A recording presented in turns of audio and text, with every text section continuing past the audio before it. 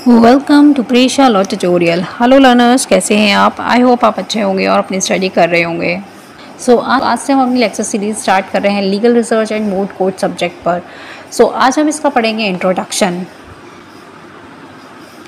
First start करते हैं introduction से। फर्स्ट, लीगल रिसर्च को समझने से पहले हमें ये जानना होगा कि लीगल प्रोफेशन में लीगल रिसर्च का क्या रोल है। लीगल प्रोफेशन में न केवल लॉज के डीप अंडरस्टैंडिंग की ज़रूरत होती है, बल्कि उन्हें इफेक्टिवली तरीके से इंटरप्रेट करने और उन पर आर्ग्यू करने के लिए प्रैक्टिकल स्किल्स की भी नीड होती है। मूटिंग मतलब जो मूट कोर्ट में जो भी मूटिंग की जाती है, जो भी एक तरीके से स्टूडेंट्स के द्वारा जो भी एक स्टिमुलेटेड कोर्ट होता है, जिसे हम एक तरह से नकली कोर्ट के रूप में यूज़ करते हैं। जैसे मूट कोर्ट होता है ना, सबके कॉलेजेस में, लॉ कॉलेज में होता है मूट कोर्ट। तो वो एक प्रैक्टिकल उनको नॉलेज के लिए, प्रैक्टिस स्किल्स को बढ़ाने के लिए उसको यूज़ किया जाता है। मूटिंग मतलब एक स्टिमुलेटेड कोर्ट होता है, एक डुप्लीकेट कह सकते हैं, एक नकली तरीके से एक कोर्ट बनाया जाता है, जिसमें एक्सपीरियंस, रिसर्च, ड्राफ्टिंग और ओरल एडवोकेसी में लॉ स्टूडेंट्स के रोल को उसमें ट्रेन किया जाता है कि उनको किस तरीके से कोर्ट में काम करना है, किस तरीके से रिसर्च की जाती है, किस तरीके से ड्राफ्टिंग की जाती है, कैसे ओरल एडवोकेसी की जाती है, किस तरीके से वकालत की जाती है। तो इस तरीके से ट्रेन किया जाता है मूटिंग के द्वारा, मतलब मूट कोर्ट्स के द्वारा। के अंदर लीगल एजुकेशन के अंदर ये मूटिंग जो है ये बहुत इम्पॉर्टेंट रोल निभाता है। मूटिंग के साथ साथ एस्पायरिंग लॉयर्स के लिए इंडिया जुडिशियल सिस्टम की स्ट्रक्चर को समझना भी ज़रूरी है, क्योंकि ये फाउंडेशनल फ्रेमवर्क को प्रोवाइड करता है जिसके अंदर जस्टिस एडमिनिस्टर किया जाता है। इंडिया के अंदर जुडिशरी एक सिंगल इंटीग्रेटेड सिस्टम के रूप में काम करता है, जिसमें कोर्ट का एक क्लियर हायरार्की होता है, जिसमें से ईच कोर्ट के पास डिफरेंट टाइप्स के केसेस की सुनवाई करने के लिए स्पेसिफिक जुरिडिक्शन होता है। मूटिंग और कोर्ट स्ट्रक्चर के बीच कि जो ब्रिज गैप है उसको भरने में यह मूटिंग जो है ये हेल्प करता है, जिससे वे रियल वर्ल्ड की जो भी लीगल चैलेंजेस हैं उसके लिए जो भी स्टूडेंट है, लॉ स्टूडेंट्स हैं, उनको प्रिपेयर किया जाता है। देन नेक्स्ट हम पढ़ेंगे meaning of मूटिंग।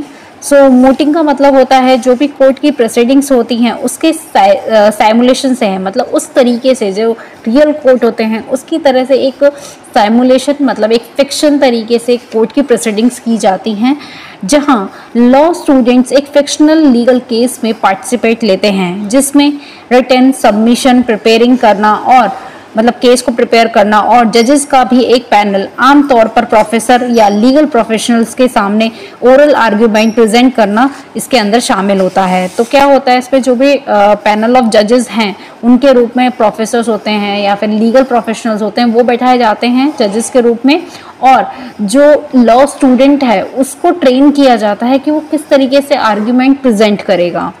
Term moot historically hypothetical legal issues पर डिबेट और डिस्कशन डिस्क्राइब करता है।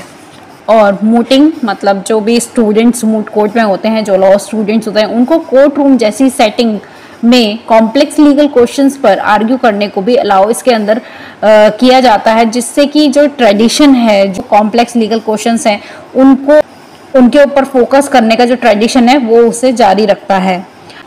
मूटिंग जो है वो लॉ स्टूडेंट्स की हेल्प करता है इन पॉइंट्स को अंडरस्टैंड करने में, जैसे कि जो भी लीगल प्रिंसिपल हैं उसको कैसे अप्लाई किया जाए फैक्चुअल सिचुएशन में, और जो आर्ट ऑफ परसुएशन है या फिर लीगल रीजनिंग है उसको कैसे समझा जाए, कोर्ट रूम एटिक्विटी और उसके प्रोसीजर्स क्या हैं, और इसके अंदर जो लीगल एजुकेशन है उसका बहुत इंपॉर्टेंट रोल है, जिसकी वजह से मूट जो है वो बहुत इंपॉर्टेंट रोल प्ले करता है लीगल एजुकेशन में, जिससे की वजह से जो एकेडमिक लर्निंग है और जो प्रैक्टिस एडवोकेसी स्किल है उसके बीच का जो ब्रिज है उसको वो भरने में या उस गैप को भरने में मदद मिलती है, और जिससे कि जो लॉ स्टूडेंट्स हैं उनको थ्योरेटिकली नहीं, साथ साथ प्रैक्टिकली स्किल्स भी सिखाई जाती है। नेक्स्ट आता है sense of mooting in law school. Mooting जो है वो लॉ स्कूल के एकेडमिक और प्रोफेशनल डेवलपमेंट में, मतलब लॉ के प्रोफेशनल डेवलपमेंट में क्रूशियल मतलब इम्पॉर्टेंट रोल निभाता है। यह केवल एक करिकुलर एक्टिविटी ही नहीं बल्कि एक असेंशियल ट्रेनिंग ग्राउंड है जो स्टूडेंट्स को रियल लाइफ लीगल प्रैक्टिस के बारे में बताता है, या फिर कह सकते हैं लीगल प्रैक्टिस के बारे में उसको प्रैक्टिकली वर्क कराता है। लॉ स्कूल्स में मूटिंग मतलब मूट की रिलेवेंस को फॉलोइंग पॉइंट्स के थ्रू समझा जा सकता है। जैसे first, practical application of legal knowledge. जो मूटिंग है वो ये अलाउ करता है कि जो स्टूडेंट्स हैं वो स्टैट्यूट को अप्लाई करें, केस लॉ, लीगल प्रिंसिपल्स को अप्लाई करें जो हाइपोथेटिकल केसेस है उनके अंदर, जिसके अंदर जो थ्योरी और प्रैक्टिस के बीच में जो गैप है उसको भरा जा सके और उसके बारे में स्टूडेंट्स को अंडरस्टैंड हो सके। देन नेक्स्ट होता है development of legal research and drafting skill.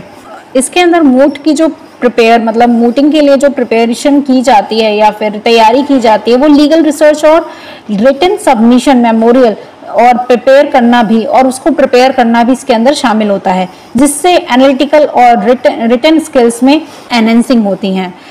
Next आता है एनहेंसमेंट ऑफ ओरल एडवोकेसी। इसके अंदर जो लॉ स्टूडेंट्स हैं वो जजेस के सामने, जो जजेस हैं, जो भी पैनल ऑफ जजेस हैं, उनके सामने कॉन्फिडेंटली, क्लियरली और परसुएसिवली तरीके से आर्गुमेंट प्रेजेंट करने में अपनी एबिलिटी को सुधार करते हैं। तो जो लॉ स्टूडेंट्स हैं उनको अपनी बात प्रेजेंट करने के लिए, इस एबिलिटी को बढ़ाने के लिए जो मूटिंग है वो बहुत इंपॉर्टेंट रोल निभाती है। देन नेक्स्ट आता है understanding of court room procedure. जो मूटिंग है वो फैमिलराइज करती है, मतलब लॉ स्टूडेंट्स को फैमिलियर करती है कि कोर्ट में किस तरीके से रहना चाहिए, क्या लीगल टर्मिनोलॉजीज होती हैं, क्या प्रोसीजर रूल्स होते हैं, और जो रियल कोर्ट्स फंक्शन है वो किस तरीके से काम करती है। तो इसके बारे में लॉ स्टूडेंट्स को अंडरस्टैंडिंग इसके अंदर बढ़ती है मूटिंग के द्वारा। देन आता है critical thinking and problem solving. Moot court जो है वो मूट में जो भी प्रॉब्लम्स आते हैं, चाहे वो कॉम्प्लेक्स लीगल इश्यूज के रिगार्डिंग हो, उसके लिए deep thinking, logical structure of arguments और किस तरीके से रिबुटल किया जाता है, इन सब चीज़ों की ज़रूरत होती है। मतलब अगर कोई कॉम्प्लेक्स लीगल इशू है तो उसको किस तरीके से डील किया जाता है, उसे किस तरीके से प्रॉब्लम को सॉल्व किया जाता है, इस सब चीज़ों के बारे में मूट जो है वो बहुत इम्पॉर्टेंट है लॉ स्टूडेंट के लिए। देन नेक्स्ट आता है बूस्ट कॉन्फिडेंस कम्युनिकेशन स्किल। तो अगर रेगुलर मूटिंग होती है तो वो हेल्प करती है कि जो लॉ स्टूडेंट है उसको स्टेज फियर ना रहे और जो वो पब्लिक स्पीकिंग अच्छे से कर सके, कॉन्फिडेंसली बात कर सके और इफेक्टिव कम्युनिकेशन कर सके। नेक्स्ट आता है team work and time management. और जो मूट्स होती हैं वो टीम एक्टिविटीज़ को बढ़ाती हैं। Collaboration, division of work, meeting deadlines, ये सारे टीम वर्क और टाइम मैनेजमेंट को सुधारती हैं। तो इस तरीके से जो लॉ स्टूडेंट है उसके लिए ये मूटिंग जो है बहुत इंपॉर्टेंट रोल निभाती है। देन लास्ट में आता है इसमें करियर एंड कॉम्पिटिटिव एज। तो इसके अंदर मूट कोर्ट के अंदर जो मूट कोर्ट कॉम्पिटिशन्स हैं उसके अंदर जब पार्टिसिपेशन एक लॉ स्टूडेंट लेता है तो उसके अंदर जो स्टूडेंट का जो रिज्यूम है या फिर उसकी जो इंटर्नशिप है, जॉब है या हायर स्टडीज़ है, उसको वो एनहेंस करता है, उसको वो बढ़ावा देता है, तो उसको प्रैक्टिकल नॉलेज होती है। अगर हम समरी की बात करें तो इन शॉर्ट या इन अ समरी जो मूटिंग है वो एक बहुत इम्पॉर्टेंट कंपोनेंट है लीगल एजुकेशन के लिए, बहुत ही ज़रूरी चीज़ है जिसकी वजह से जो स्टूडेंट है वो एडवोकेसी, रिसर्च और कोर्ट रूम स्किल्स सीख सकता है। ठीक है, वो उसके लिए नेसेसरी है एक सक्सेसफुल लीगल करियर के लिए। देन नेक्स्ट आता है difference between moot court and real court. First हम बात करेंगे डेफिनेशन की। तो मूट कोर्ट क्या होता है? एक साइमुलेटेड कोर्ट होता है, एक कह सकते हैं एक तरह से एक डुप्लीकेट या फिर एक नकली एक कोर्ट बनाया जाता है, कोर्ट एनवायरनमेंट, जो कि एजुकेशन और ट्रेनिंग पर्पस के लिए यूज़ किया जाता है। और रियल कोर्ट क्या होता है? रियल कोर्ट एक लीगल इंस्टीट्यूशन है जहाँ पे एक्चुअल डिस्प्यूट्स होते हैं और जज जो हैं उन डिस्प्यूट्स को सुनते हैं। देन उसके बाद आता है पर्पस। तो इसके अंदर जो मूट कोर्ट के अंदर जो स्टूडेंट्स हैं उनको हेल्प किया जाता है कि वो कैसे लीगल रिसर्च कैसे प्रैक्टिस करेंगे, लीगल रिसर्च कैसे करेंगे, ड्राफ्टिंग कैसे होगी, ओरल एडवोकेसी होगी। तो इन सब स्किल्स को इम्प्रूव करने के लिए मूट कोर्ट को यूज़ किया जाता है, या मूट कोर्ट को लॉ कॉलेजेस में प्रोवाइड किया जाता है। रियल कोर्ट क्या करता है? रियल कोर्ट में क्या होता है? जस्टिस एडमिनिस्टर होता है और जो रियल लीगल डिस्प्यूट्स हैं उनको सॉल्व किया जाता है। देन नेक्स्ट आता है नेचर ऑफ केसेस। तो मूट कोर्ट में हाइपोथेटिकल और फिक्शनल लीगल प्रॉब्लम्स होती हैं और रियल कोर्ट में रियल लीगल केसेस इन्वॉल्व होते हैं, इसके अंदर एक्चुअल पार्टीज इन्वॉल्व होती हैं। देन नेक्स्ट आता है जुरिडिक्शन। तो मूट कोर्ट में कोई एक्चुअल जुरिडिक्शन नहीं होता, ये प्योरली एकेडमिक होता है और रियल कोर्ट में लीगली स्टैब्लिश्ड जुरिडिक्शन होती है जो कॉन्स्टिट्यूशन और स्टैट्यूट के अकॉर्डिंग होती है, चाहे वो हाई कोर्ट है, सुप्रीम कोर्ट है, सबऑर्डिनेट कोर्ट्स हैं, उसके अकॉर्डिंग वर्क करता है वो। देन लास्ट में आता है कॉन्क्लूजन। मूट कोर्ट एक वैल्यूएबल एजुकेशन टूल है जो स्टूडेंट को रियल कोर्ट प्रैक्टिस के लिए प्रिपेयर करता है। जो लॉ स्टूडेंट्स हैं उनको प्रिपेयर किया जाता है रियल कोर्ट प्रैक्टिस के लिए। और रियल कोर्ट ऑफिशियल फॉरम है एडमिनिस्ट्रेशन ऑफ जस्टिस को मेंटेन करने के लिए, उसके लिए रियल कोर्ट काम करता है।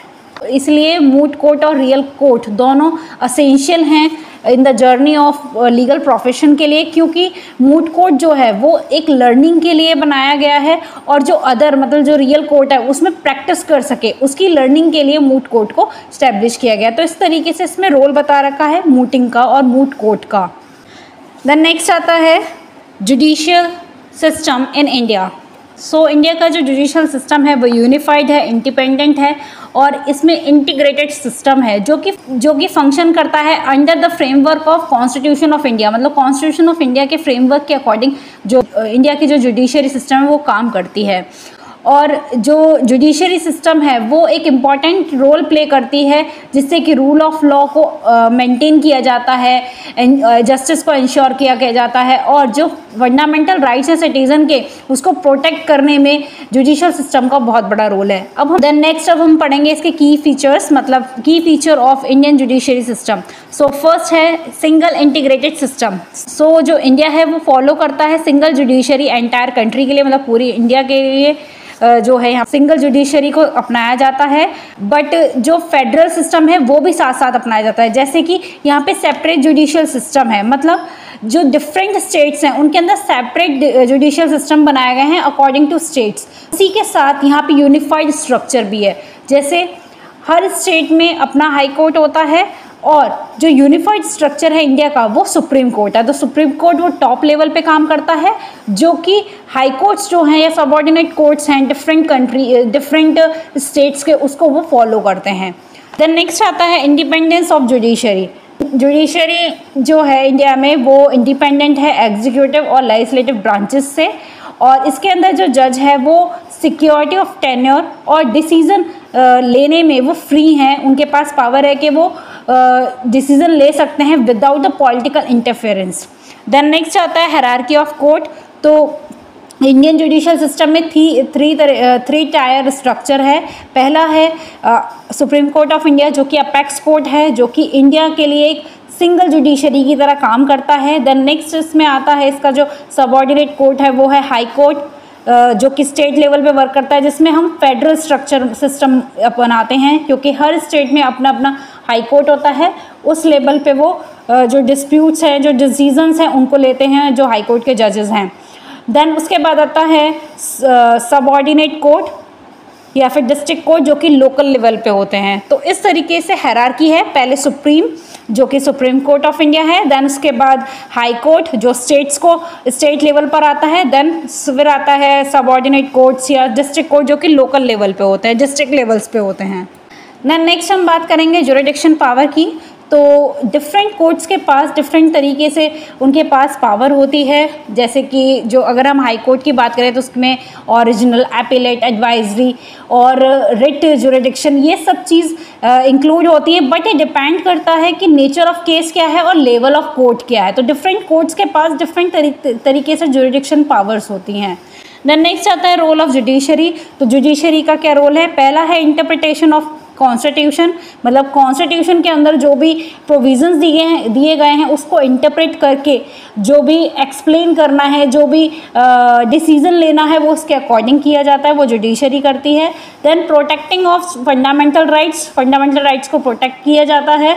देन जुडिशरी रिव्यू किया जाता है, अगर कोई लेजिस्लेटिव और एग्जीक्यूटिव एक्शन होता है तो उसका जुडिशियल रिव्यू करने का पावर भी जुडिशरी के पास होता है।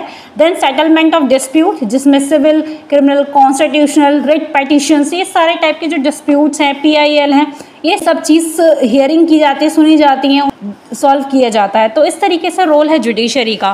देन नेक्स्ट आता है PIL। तो इंडिया के अंदर जुडिशरी ये अलाउ करता है कि इंडिविजुअल हो या फिर कोई ग्रुप हो, अगर वो PIL फाइल करते हैं in the interest of public, तो वो एक्सेस टू जस्टिस को एक्सपेंड करेगा। मतलब इसमें PIL का रोल बताया गया है कि अगर कोई ऐसा इशू है जो कि किसी को इंडिविजुअली नहीं, उसको ग्रुपली भी या फिर किसी भी तरीके से इंटरेस्ट ऑफ पब्लिक को इफेक्ट कर रहा है, वो अपनी PIL डाल सकता है। देन उसके बाद लास्ट में बात करेंगे कंक्लूजन की। तो इंडिया में जुडिशरी सिस्टम जो है वो एक कॉर्नर स्टोन की तरह काम करता है, जो कि डेमोक्रेटिक फ्रेमवर्क के रूप में होता है, और जिससे कि ये इंश्योर किया जाता है कि जो लॉ है वो इंटरप्रेटेड है और उसको अप्लाई किया जा रहा है इंटरप्रेट करके। मतलब कोई अगर केस है और केस पर कोई हम लॉ अप्लाई कर रहे हैं तो उसको इंटरप्रेट किया जाता है, उसको अप्लाई किया जाता है, और ये भी चेक किया जाता है कि उसका मिसयूज़ तो नहीं हो रहा है उस पावर का। और जुडिशियल सिस्टम जो है वो कॉन्स्टिट्यूशन और सिटीजन राइट्स के गार्जियन के रूप में काम करती है। तो बताया गया जुडिशियल सिस्टम है तो उसका क्या रोल है। देन नेक्स्ट आता है hierarchy of courts in India. तो इंडिया के अंदर 3 हायरार्की पे जुडिशियल सिस्टम चलता है, जिसमें कि जो जस्टिस है वो एक्सेसिबल हो एट एवरी लेवल, चाहे वो लोकल लेवल हो, चाहे वो स्टेट लेवल हो, चाहे वो आपका मतलब इंडिया के लेवल पे हो। तो ये स्ट्रक्चर जो है ये टॉप टू लोअर चलता है, मतलब पहला सुप्रीम कोर्ट, उसके बाद हाई कोर्ट, उसके बाद सबऑर्डिनेट कोर्ट। तो सबसे सुप्रीम पावर सुप्रीम कोर्ट के पास होती है, और जो फिर उसके बाद हाई कोर्ट आता है, उसके बाद सबऑर्डिनेट कोर्ट आता है, और ईच लेवल जो भी हैं जो उसके अकॉर्डिंग उनके पास जुरिडिक्शन होती है, पावर होती है, जो कि कॉन्स्टिट्यूशन और जो भी स्टैट्यूट्स है उनके द्वारा उसमें डिफाइन किया गया है। तो हम फर्स्ट बात करेंगे सुप्रीम कोर्ट ऑफ इंडिया की, जो कि under article 124 of the constitution में आया है। इसका लोकेशन न्यू दिल्ली है और ये अपेक्स कोर्ट है, और ये हाईएस्ट जुडिशियल अथॉरिटी आती है। देन इसके अंदर 4 जुरिडिक्शंस आते हैं। पहला ओरिजिनल, जिसमें डिस्प्यूट्स जो होते हैं सेंटर स्टेट्स के बीच में, स्टेट्स के बीच में जो डिस्प्यूट होते हैं उसको सॉल्व किया जाता है, उसको सुना जाता है, जो कि आर्टिकल 131 में आता है कॉन्स्टिट्यूशन के। देन अपेलेट जुरिडिक्शन, जिसके अंदर सिविल, क्रिमिनल, कॉन्स्टिट्यूशनल अपील्स जो भी हाई कोर्ट से आती हैं उनको सुना जाता है। देन उसके बाद रिट जुरिडिक्शन, जो अंडर आर्टिकल 32 में, जिसमें एनफोर्समेंट ऑफ फंडामेंटल राइट्स की बात करी है, वो इसके अंदर आता है जुरिडिक्शन। देन उसके बाद एडवाइजरी जुरिडिक्शन, जो कि आर्टिकल 143 में बताया गया है। देन नेक्स्ट हम बात करेंगे हाई कोर्ट की। तो हाई कोर्ट को जो इस्टेब्लिश किया गया था वो under article 214 of the constitution of India, इसमें इसको इस्टेब्लिश किया गया था। इसके अंदर ये बताया गया है कि जो ईच स्टेट है, मतलब हर स्टेट में अपना ओन हाई कोर्ट होगा, और कुछ ऐसी भी जगह होंगी जिसमें मल्टीपल स्टेट्स होंगे, उसको मिलाकर एक उसका हाई कोर्ट बनाया जाएगा, ठीक है। देन उसके बाद आता है जुरिडिक्शन। इसके अंदर ओरिजिनल, अपीलेट, रिट जुरिडिक्शन, ये तीनों जुरिडिक्शंस आती हैं। ओरिजिनल जुरिडिक्शंस रिलेटेड, जो कि स्पेशली जिसके अंदर मैटर होता है विल से रिलेटेड, डाइवोर्स से रिलेटेड, कंपनीज लॉ से रिलेटेड। देन उसके बाद ओरिजिनल जुरिडिक्शन, जिसके अंदर सबऑर्डिनेट कोर्ट्स से जो भी अपील्स आती हैं उसको सुनना। देन उसके बाद रिट जुरिडिक्शन, जो कि आर्टिकल 226 में बताया गया है, जिसके अंदर लीगल और फंडामेंटल राइट्स के प्रोटेक्शन की बात की गई है। देन लास्ट में आता है इसमें सबऑर्डिनेट कोर्ट, और सबऑर्डिनेट कोर्ट्स में अगर हम बात करें तो डिस्ट्रिक्ट कोर्ट्स आते हैं, और इसमें तालुका लेवल, मतलब एरिया वाइज जो लेवल होते हैं उसको ऑपरेट किया जाता है, जो कि सुपरवाइज किया जाता है हाई कोर्ट्स के द्वारा। तो फर्स्ट हम बात करेंगे इसमें डिस्ट्रिक्ट कोर्ट की, जो कि सिविल और सेशन कोर्ट होते हैं, जो कि डिस्ट्रिक्ट जज द्वारा, अगर सिविल केस है तो डिस्ट्रिक्ट जज द्वारा उसे हेड किया जाता है, अगर क्रिमिनल साइड है तो सेशन जज द्वारा उसे हेड किया जाता है। देन इसका जो जुरिडिक्शन है वो डिपेंड करता है कि उसकी क्यूनियरी और उसकी टेरिटोरियल लिमिट्स क्या है, के अकॉर्डिंग जुरिडिक्शन सेट की जाती हैं। देन नेक्स्ट इसके अंदर आता है मजिस्ट्रेट कोर्ट। तो अगर हम क्रिमिनल साइड की बात करें तो इसके अंदर CJM, judicial magistrate first class, judicial magistrate second class, metropolitan magistrate जो मेट्रो सिटीज़ में होता है, तो ये सारे जो मजिस्ट्रेट है वो इसके अंदर इंक्लूड होते हैं। देन नेक्स्ट हम बात करेंगे सिविल कोर्ट की। तो सिविल कोर्ट में जूनियर सिविल कोर्ट्स, मुंसिफ, सीनियर सिविल जज, tribunals, family court, consumer dispute redressal commission, labour court, जो ट्रिब्यूनल्स हैं, income tax, motor accident, national company tribunal जो हैं, ये सारी चीज़ें जो हैं ये सिविल कोर्ट के अंदर आती हैं। देन नेक्स्ट हम बात करेंगे jurisdiction of court in India की। तो जुरिडिक्शन का मतलब क्या होता है कि जो भी कोर्ट है उसकी लीगल अथॉरिटी क्या है, मतलब वो किस टाइप के केसेस को डिसाइड कर सकता है, सुन सकता है, या उसके यहाँ ट्रायल चल सकता है। तो ये डिटरमाइन करता है कि कोर्ट जो है वो कौन सी पावर के साथ मतलब स्पेसिफिक मैटर पे डील करता है। जो जुरिडिक्शन होता है कोर्ट का इंडिया में वो इस तरीके से क्लासिफाइड किया गया है वेरियस पैरामीटर्स में, जैसे subject matter, geographical area, monetary value और स्टेज ऑफ प्रोसीडिंग्स। तो इन चारों पे डिपेंड होकर जुरिडिक्शन को सेट किया जाता है according to the case. Then first हम बात करेंगे टाइप ऑफ जुरिडिक्शन। तो आता है टेरिटोरियल जुरिडिक्शन, जो कि रिलेट करता है ज्योग्राफिकल एरिया से, जिसके अंदर कोर्ट जो है वो अपनी पावर को एक्सरसाइज करती है विद इन अथॉरिटी, मतलब अपनी अथॉरिटी को उसके अंदर वो काम करती है। देन जो कोर्ट है वो उन्हीं केसेस को सुन सकता है जिसके अंदर उसकी टेरिटोरियल लिमिट होगी, उसको डिफाइन किया जा सकता है। जैसे फॉर एग्जांपल अगर कोई कोर्ट है दिल्ली का, तो वो जो केस है वो दिल्ली के केस को कवर कर सकता है, उसको सुन सकता है। बट जो अगर मुंबई का केस है तो उस पर वो ट्रायल नहीं चला सकते, उस केस को नहीं वो ट्राई कर सकता अनलेस अगर परमिटेड दिया गया है लॉ के द्वारा। अगर परमिटेड बाय लॉ है या कोई ऐसा स्पेशल केस है तो उसमें वो सुनवाई कर सकता है, वरना वो नहीं कर सकता। देन नेक्स्ट आता है पेक्यूनियरी जुरिडिक्शन। जो पेक्यूनियरी जुरिडिक्शन आता है वो बेस होता है मॉनेटरी वैल्यू, मतलब जो सब्जेक्ट मैटर है, जो डिस्प्यूट है, उसका मॉनेटरी वैल्यू क्या है। जैसे डिफरेंट कोर्ट्स हैं उनकी वैल्यू ऑफ क्लेम्स है वो सबकी अलग अलग होती है। जैसे फॉर एग्जांपल अगर मुंसिफ कोर्ट है तो वो हैंडल कर सकता है 1 लाख तक का, मतलब 1 लाख तक के जो भी केसेस है उनको डील कर सकता है। और जो डिस्ट्रिक्ट कोर्ट है वो एबव 1 लाख के जो भी केसेस है, जो सब्जेक्ट मैटर केस है, डिस्प्यूट मैटर केस है, उसको डील कर सकता है। इस तरीके से प्री जुरिडिक्शन के अंदर कोर्ट काम करता है। और साथ ही साथ जो स्मॉल वैल्यू केसेस हैं वो ज़्यादा ना हो, मतलब हायर कोर्ट्स के पास ज़्यादा क्राउड ना हो, इसी तरीके से इसको डिवाइड किया गया है। नेक्स्ट आता है सब्जेक्ट मैटर जुरिडिक्शन। ये मैटर करता है नेचर और टाइप ऑफ केस का, मतलब किस टाइप का केस है, सिविल है, क्रिमिनल है, फैमिली है या कंपनी मैटर्स हैं, तो इस तरीके से ये डिपेंड करता है। जैसे फॉर एग्जांपल अगर फैमिली कोर्ट है तो वो डील करेगी या हैंडल करेगी वो मैट्रिमोनियल डिस्प्यूट्स को। अगर कंज्यूमर कोर्ट है तो वो डील करेगी कंज्यूमर ग्रीवेंस, मतलब जो भी शिकायतें हैं, जो भी कंज्यूमर्स को जो भी डिस्प्यूट्स हैं वो कंज्यूमर कोर्ट डील करेगी। ऐसे ही अगर कोई सीरियस क्रिमिनल ऑफेंस है तो वो सेशन कोर्ट देखेगी। तो इस तरीके सब्जेक्ट मैटर के अकॉर्डिंग जुरिडिक्शन आते हैं सबके। देन नेक्स्ट आता है ओरिजिनल जुरिडिक्शन। तो इसके अंदर ओरिजिनल जुरिडिक्शन में ये बताया गया है कि जो पावर ऑफ कोर्ट है वो केस को जो फर्स्ट टाइम उसको सुन रहा है, मतलब ओरिजिनल जुरिडिक्शन उसका क्या है, वो अपील वाला केस नहीं होता, वो जो फर्स्ट टाइम उस केस को सुन रहा है उसके बारे में कहा गया है।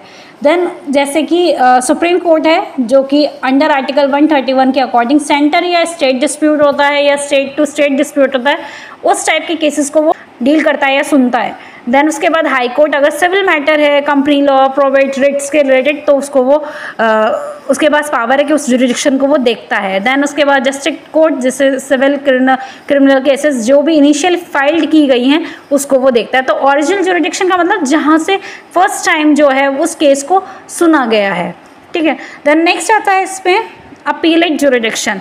तो इसके अंदर जो भी अपील आती है, मतलब जो लोअर कोर्ट से जो भी डिसीजन लिया गया है उसकी जो अपील आती है उसको अपीलेट जुरिडिक्शन कहते हैं। तो इसके अंदर जैसे सुप्रीम कोर्ट है वो अपील सुनेगा जो भी हाई कोर्ट से आई है, जो भी हाई कोर्ट में डिसीजन लिया गया है उसकी अपील अगर किसी ने की है तो वो सुप्रीम कोर्ट सुनेगा। देन उसके बाद जो हाई कोर्ट है मतलब हाई कोर्ट उस अपील को सुनेगा जो कि डिस्ट्रिक्ट कोर्ट या सेशन कोर्ट से आई है। देन नेक्स्ट आता है रिट जुरिडिक्शन। तो इसके अंदर स्पेशल पावर दी गई है कि इशू किए जा सकते हैं रिट्स को, जैसे habeas corpus, mandamus, prohibition, certiorari, quo warranto. तो ये 5 जो रिट हैं इनके लिए स्पेशल पावर्स हैं जो कि रिट इशू की जाती हैं, ठीक है, जो कि सुप्रीम कोर्ट और हाई कोर्ट में ही की जाती हैं बस। तो supreme court under the article 32 जिसके अंदर इन्फोर्समेंट ऑफ फंडामेंटल राइट्स की बात की गई है। देन दूसरा आता है हाई कोर्ट जो कि आर्टिकल 226 में आता है, इसके अंदर फंडामेंटल राइट्स और अदर लीगल राइट्स की बात की गई है। तो इस तरीके से जो भी रिट्स होती हैं उसकी पावर जो है, सुनने की जो पावर है वो सुप्रीम कोर्ट और हाई कोर्ट के पास है। देन लास्ट में आता है सुपरवाइजरी जुरिडिक्शन। तो इसके अंदर जो हाई कोर्ट है, ठीक है, तो हाई कोर्ट क्या काम करता है, हाई कोर्ट एक सुपरवाइजरी कंट्रोल रखता है लोअर कोर्ट्स पे, मतलब हर स्टेट में जो कोर्ट्स होते हैं तो उनको सुपरवाइज करने का काम हाई कोर्ट करता है। जैसे यूपी है तो यूपी में इलाहाबाद कोर्ट है, ठीक है, तो उसके जो यहाँ पे यूपी में जो डिफरेंट जो भी डिस्ट्रिक्ट्स होंगे उनकी जो सुपरवाइजरी कंट्रोल होगा वो इलाहाबाद में होगा, मतलब हाई कोर्ट जो है उसके पास कंट्रोल होगा, जो कि आर्टिकल 227 में इसको दिया गया है। ये देखता है कि जो कोर्ट्स हैं वो प्रॉपर फंक्शनिंग कर रहे हैं नहीं, या जो भी लीगल एरर है उसको वो देखता है। देन नेक्स्ट आता है exclusive and concurrent jurisdiction. So first हम एक्सक्लूसिव की बात करेंगे। तो इसके अंदर क्या है, इसके अंदर है कि only one court has a right to hear the matter, मतलब एक ऐसा कोर्ट है जो कि इसके पास ये राइट है कि वो मैटर को देख सकता है, जैसे कि supreme court and presidential reference under 143 article 143 के अकॉर्डिंग जो सुप्रीम कोर्ट है वो प्रेसिडेंशियल रेफरेंस में मैटर्स को वो देख सकता है, तो वो एक ही कोर्ट है ऐसा, ठीक है। देन उसके बाद आता है कॉन्करेंट में क्या होता है, 2 या मोर कोर्ट्स जो होते हैं वो मैटर को सुनते हैं। उसमें जो पेटिशनर है वो चूज कर सकता है सुप्रीम कोर्ट या हाई कोर्ट, जो कि जैसे कि रिट पेटिशन है उसका जो भी पेटिशनर है वो ये चूज कर सकता है, वो हाई कोर्ट में डाल सकता है, उसको सुप्रीम कोर्ट में डाल सकता है, तो उसमें उसकी कॉन्करेंट जुरिडिक्शन आती है, ठीक है। देन लास्ट में अगर हम जुरिडिक्शन की बात करें तो जुरिडिक्शन एक फंडामेंटल जुडिशियल प्रोसेस है जो कि जिसके अंदर केसेस को सुना जाता है एप्रोप्रिएट कोर्ट के अकॉर्डिंग, जिसके अंदर नेचर, वैल्यू, लोकेशन ये बेस होता है। और जुरिडिक्शन जो है ये हमें हेल्प करता है कि एक क्लियर अंडरस्टैंडिंग हो जुरिडिक्शन की। और ये जो जुरिडिक्शन है ये क्यों बनाया गया है, जिससे कि लीगल डिलेज और कन्फ्यूज़न है उसको प्रिवेंट किया जा सके, और साथ ही साथ फेयर एडमिनिस्ट्रेशन ऑफ जस्टिस जो है उसे इंश्योर किया जा सके लीगल जुडिशियल सिस्टम में। तो आज हमारा टॉपिक यहीं कंप्लीट होता है जो कि इंट्रोडक्शन का पार्ट है। और देन अब हम मिलते हैं अपने नेक्स्ट वीडियो में जिसके अंदर हम स्ट्रक्चर ऑफ मूटिंग के बारे में बात करेंगे। सो तब तक के लिए thank you for watching my videos. For more videos watch, study, like and subscribe my channel.